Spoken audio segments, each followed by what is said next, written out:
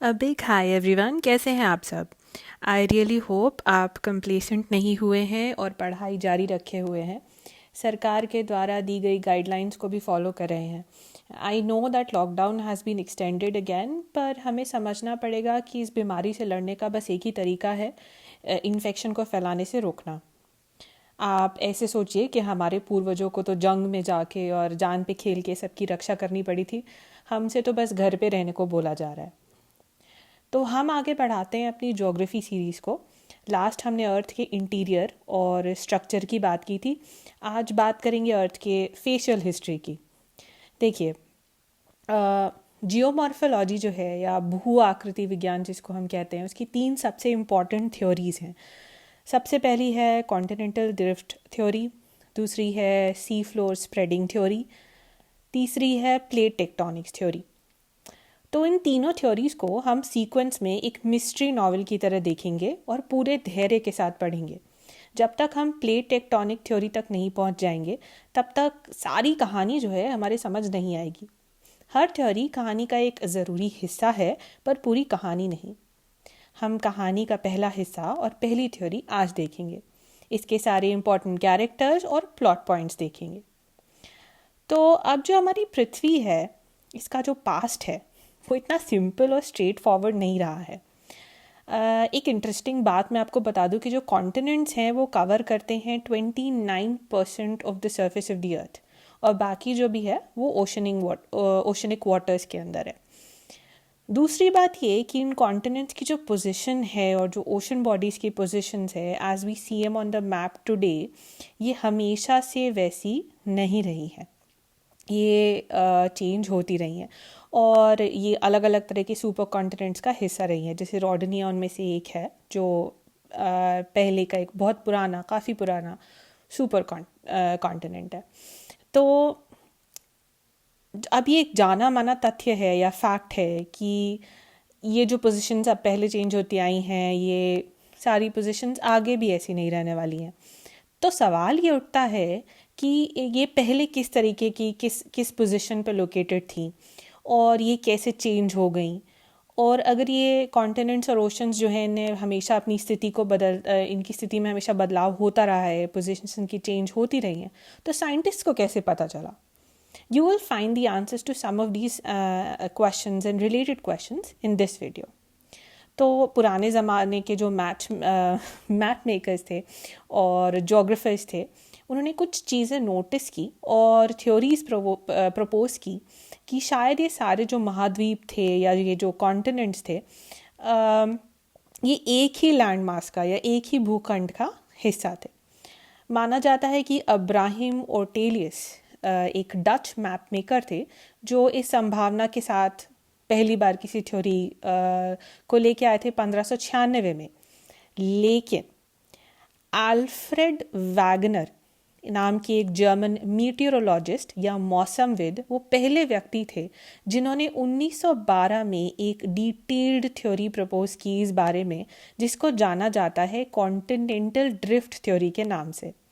क्या है ये? इस थ्योरी के बारे में हम थोड़ा सा देख लेते हैं, ठीक है। इन्होंने बोला कि जितने भी कॉन्टिनेंट्स या महाद्वीप थे जो हम आज की डेट में देखते हैं, वो एक पहले एक ही बड़े लैंडमास का या भूखंड का हिस्सा थे, उससे जुड़े हुए थे। और ये जो विशाल भूखंड था और जिस मेगा ओशन या महासागर से ये घिरा हुआ था, ठीक है, तो ये जो बड़ा सा एक सुपर कॉन्टिनेंट था, इसको उन्होंने नाम दिया पैंजिया, और जो इसके आजू बाजू पूरा ओशन था, ओशनिक वाटर्स थे, उनको नाम दिया पैंथेलिसा। और पैंजिया का मतलब होता है ऑल अर्थ, और ओशन जिसको उन्होंने नाम दिया पैंथेलिसा, उसका मतलब है ऑल वाटर। करीब 200 मिलियन साल पहले, या जिसको अगर हम अपने टर्म्स में बोलें तो 20 करोड़ साल पहले, जो पैंजिया है उसने टूटना शुरू किया या उसने स्प्लिट होना शुरू किया और वो 2 भागों में डिवाइड हो गया। और जो इस नॉर्दर्न या उत्तरी भाग था इसका, जो ये टूटा जब पैंजिया, तो उसको नाम मिला लोरेशिया या लोरेंशिया, और जो सदर्न पार्ट था या दक्षिणी पार्ट था उसको नाम मिला गोंडवाना। आई थिंक आपको ये पता होना चाहिए कि इंडिया जो है वो गोंडवाना का हिस्सा था उस वक्त, ये जो आपको एक अजीब सा एक आकृति जैसी दिख रही है, which is similar to what our nation looks like today, it is actually India. आगे ये दोनों भी ब्रेक होते गए और इनमें से ही सारे महाद्वीप या कॉन्टिनेंट्स निकल के आए। इसके सपोर्ट में उन्होंने कुछ आर्ग्यूमेंट्स दिए, जिनके पक्ष में सबूत उन्होंने पूरी दुनिया में सैंपल्स कलेक्ट करके जुटाए थे। ये आर्ग्यूमेंट्स और एविडेंस क्या हैं, हम देख लेते हैं। अगर मोटे तौर पर देखा जाए तो काफ़ी सारी बातें हैं, लेकिन 4 या 5 प्रमुख एविडेंसेस हैं।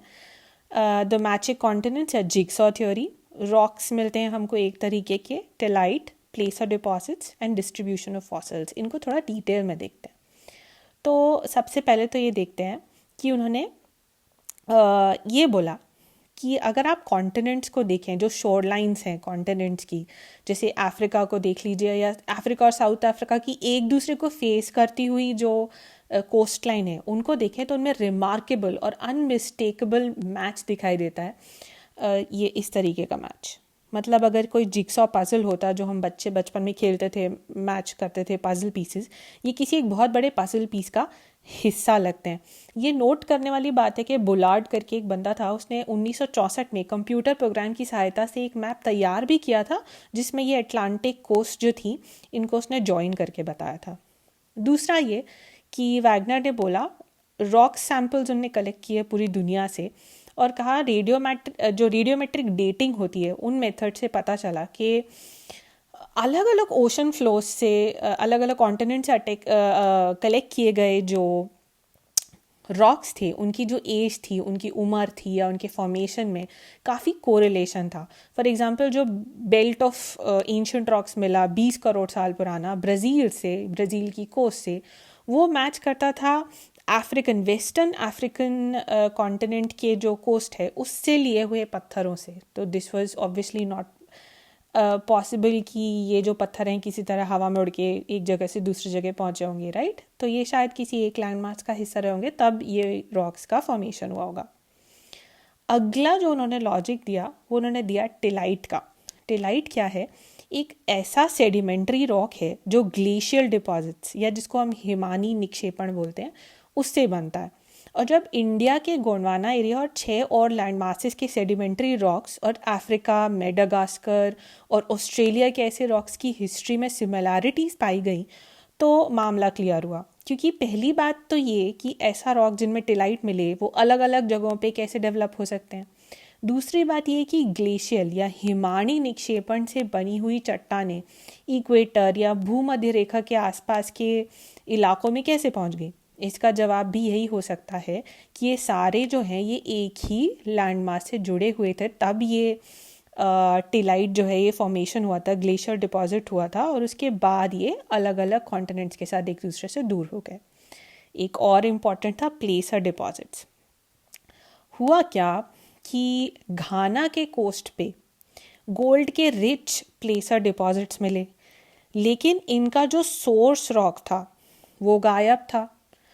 और जो पत्थर है या गोल्ड बेरिंग वेन्स होते हैं वो मिले ब्राज़ीलियन प्लाटोज़ में।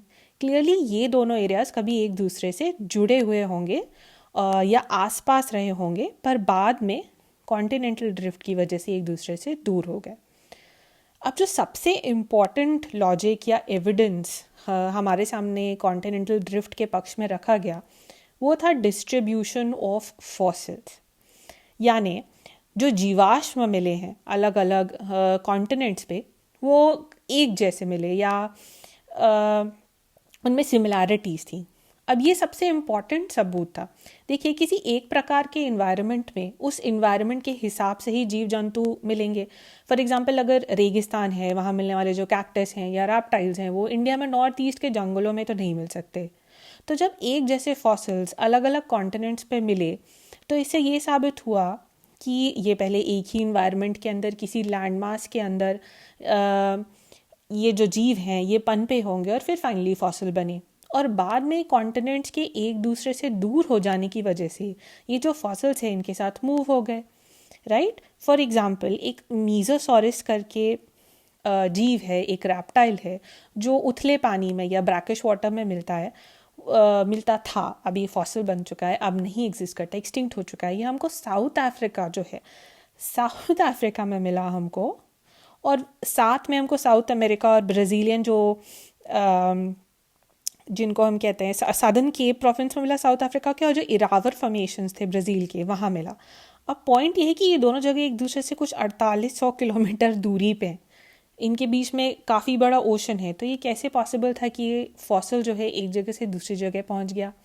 ऑब्वियस है कि ये जब जुड़े हुए रहेंगे तब मीज़ोसॉरस जो है इसका जन्म हुआ, ये पनपा और ये फॉसिल बन गया। और ये जो फॉसिल है, ये फॉसिल्स अलग अलग जगहों पे इसलिए मिल रहे हैं आज की डेट में क्योंकि कॉन्टिनेंटल ड्रिफ्ट की वजह से ये कॉन्टिनेंट्स एक दूसरे से दूर मूव हो गए।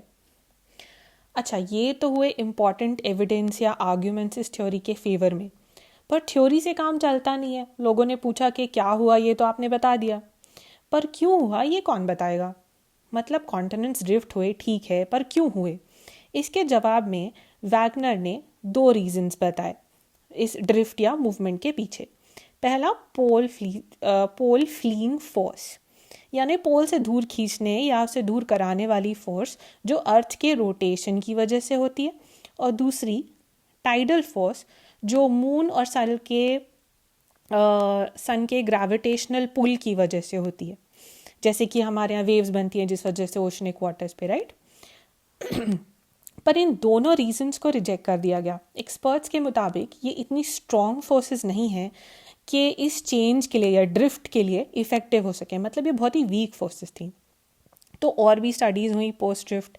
सबसे इम्पॉर्टेंट जो एक बात है नोट करने वाली कि जितना भी एविडेंस था इन थ्योरीज़ के लिए वो कॉन्टिनेंटल एरिया से, यानी कि जो भूखंड है, जो लैंड है, वहाँ से मिला था हमको ज़्यादातर, उसके फ्लोरा और फौना से हमको मिला था, है ना। लेकिन पोस्ट वर्ल्ड वॉर, जब हमारी नाविक शक्ति और ज़्यादा अच्छी हो गई, जब ओशन सी फ्लोर मैपिंग चालू हो गई, तब जो इन्फॉर्मेशन कलेक्ट हुई उस वजह से हमको काफ़ी कुछ मिला। ठीक है, तो देखिए थ्योरी तो हमारे सामने आ गई कि भाई ऐसा हुआ होगा कि ये सारे कॉन्टिनेंट्स एक सुपर कॉन्टिनेंट्स का हिस्सा थे, पर ऐसा क्या हुआ, क्यों हुआ, ये जब क्लियर नहीं हुआ तो और भी रिसर्च हुई। ये जो रिसर्च हुई ये हुई लेटर या अर्ली वर्ल्ड वॉर के आसपास, सेकेंड वर्ल्ड वॉर के आसपास, 1930 के दशक के आसपास। और इनमें से एक थे आर्थर होम्स, जिनने एक थ्योरी लाई कन्वेंशनल करंट थ्योरी। और उसको समझने से पहले हमको देखना पड़ेगा कि कन्वेक्शन किस बाला का नाम है, जो कि हम इस फिगर से समझने की कोशिश करते हैं। देखिए, जब आप पानी गर्म करते हैं तो हीट सोर्स या फ्लेम के पास, यानी पतीले के नीचे वाला जो हिस्सा है वो ज़्यादा गर्म होगा, वहाँ का पानी जो है वो ज़्यादा गर्म होगा, और उसमें तापमान जो होगा वो ज़्यादा होगा। जो निचले हिस्से का पानी है उसके मॉलिक्यूल ज़्यादा गर्म होंगे, इनके बीच की जो दूरी है वो बढ़ेगी और इनमें काइनेटिक एनर्जी पैदा होगी और ऊपर की तरफ राइज करेंगे।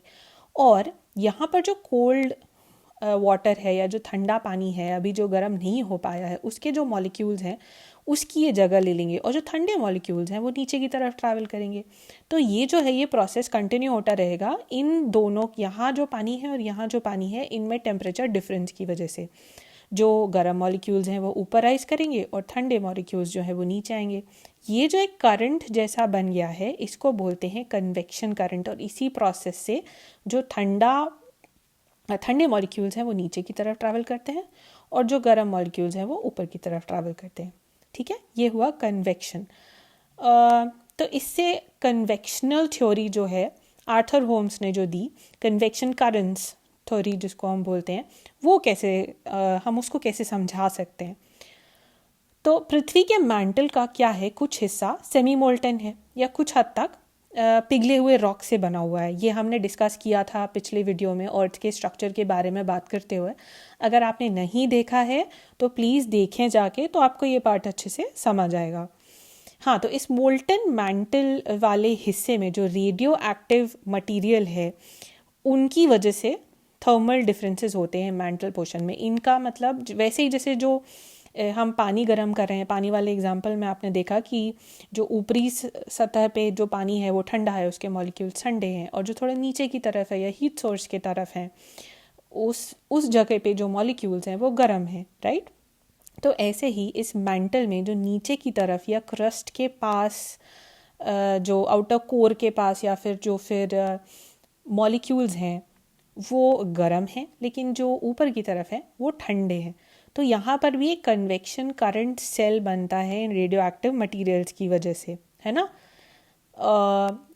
ये जो टेम्परेचर डिफरेंस की वजह से कन्वेक्शन करंट बनता है, इसकी वजह से जो कॉन्टिनेंटल ड्रिफ्ट है वो होता है, ऐसा आर्थर होम्स ने बोला। कैसे? देखिए, जहाँ पर इन जगह जहाँ पर ये राइज हो रहे होते हैं, राइट, ये राइज हो रहा है यहाँ पर इस तरीके से ये, और फिर यहाँ से कन्वेक्शन करंट है जो इस तरफ फ्लो हो रहा है। तो यहाँ ये मीट करते हैं, राइजिंग लिम्स मीट करके और एक दूसरे से अलग जाते हैं, वहाँ रिज बनते हैं। और जहाँ ये डाउनवर्ड ट्रैवल करते हैं वहाँ पर बनते हैं ट्रेंचेस।